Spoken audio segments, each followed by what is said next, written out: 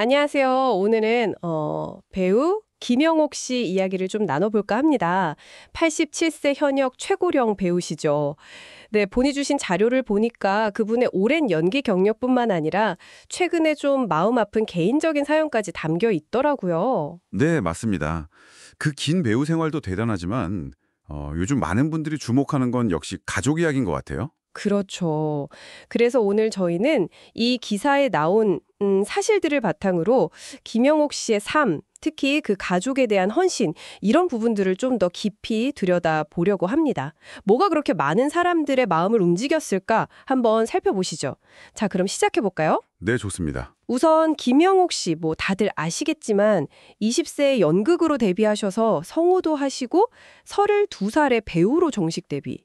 와. 68년. 네, 68년이요. 정말 대단하죠. 네, 100편 넘는 작품에 출연하셨고 지금도 TVN 드라마 태풍상사 나오시잖아요. 87세신데. 그렇죠. 그 연세에 현역으로 활동하신다는 것 자체가 정말 존경스럽습니다. 이 에너지가 어디서 나오시는 건지. 맞아요. 이 꾸준함 정말 대단한 것 같아요. 네, 수십 년간 한 길을 그것도 정상에서 걷는다는 건 엄청난 일이죠. 특히 연예계는 변화가 심하잖아요. 그렇죠. 워낙 팔리번하니까. 김영옥 씨 하면 그 특유의 강인하면서도 따뜻한 어머니상 이런 이미지가 있잖아요. 네, 그렇죠. 어쩌면 그 오랜 경력이 그런 이미지를 더 단단하게 만들어준 걸 수도 있고요. 네, 그래서일까요? 그 강인한 이미지 때문에 최근에 알려진 그 개인적인 이야기가 더 충격적이고 좀 마음 아프게 다가왔어요. 아, 외손잡은 사고 이야기 말씀이시죠? 네, 맞아요. 벌써 10년 전 일이라고 하던데, 네, 기사를 보면 그게 무면허, 만취운전자가 몰던 그 뭐랄까 대포차, 거기에 사고를 당했다고 나오죠. 아우, 대포차요. 불법 명의 차량. 정말 끔찍하네요. 네, 택시 잡으려던 손자가 그렇게 큰 사고를 당해서 처음엔 혼수 상태였다가 1년 만에 깨어나셨지만 안타깝게도 하반신 마비라는 큰 후유증이 남았다고요. 아, 정말 상상만 해도 너무 힘든 시간이었을 것 같아요. 근데 처음에는 따님이 간병을 하셨다고 들었어요. 네네, 따님이 하시다가 근데 이제 따님도 건강이 너무 안 좋아지셔서 네. 결국 김영옥 씨가 그 고령의 연세에도 불구하고 직접 손자를 돌보기 시작하셨다는 거죠.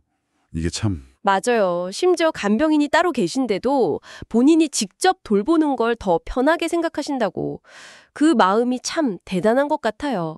정말 강한 책임감, 그리고 사랑이 없으면 불가능한 일이겠죠. 바로 그 지점인 것 같아요. 알려진 바로는 김영옥 씨가 내가 해주는 밥이 제일 맛있다는 그 손자분 말 한마디에 아, 네, 그 아이를 포기할 수가 없다 이러면서 눈시울을 붉히셨다고 하잖아요. 이게 그냥 의무감만은 아닌 거죠. 정말 깊은 애정, 인간적인 유대. 그렇죠. 그런 속마음을 또 개인 방송이나 뭐 금쪽 상담소 같은 데서 솔직하게 이야기하시면서 많은 분들이 더 공감하고 감동받으신 것 같고요. 네, 맞아요.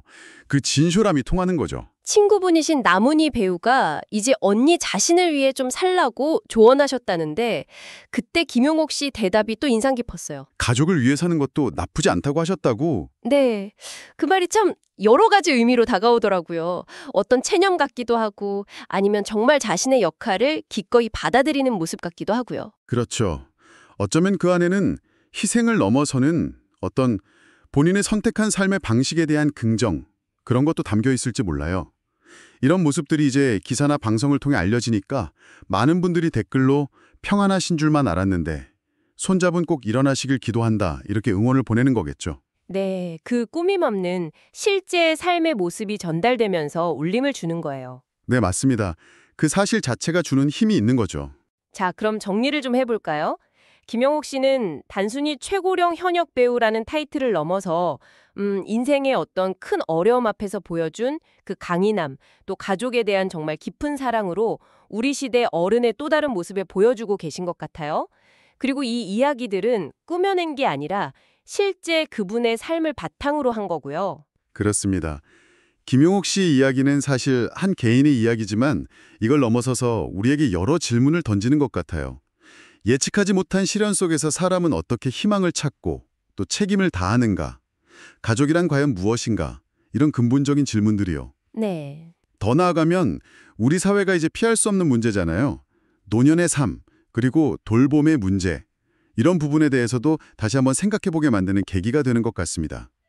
그분의 실제 경험에서 우러나오는 목소리가 이런 생각을 이끌어내는 힘이 있는 거죠. 오늘 이 이야기를 들으신 당신은 어떤 생각이 드셨나요?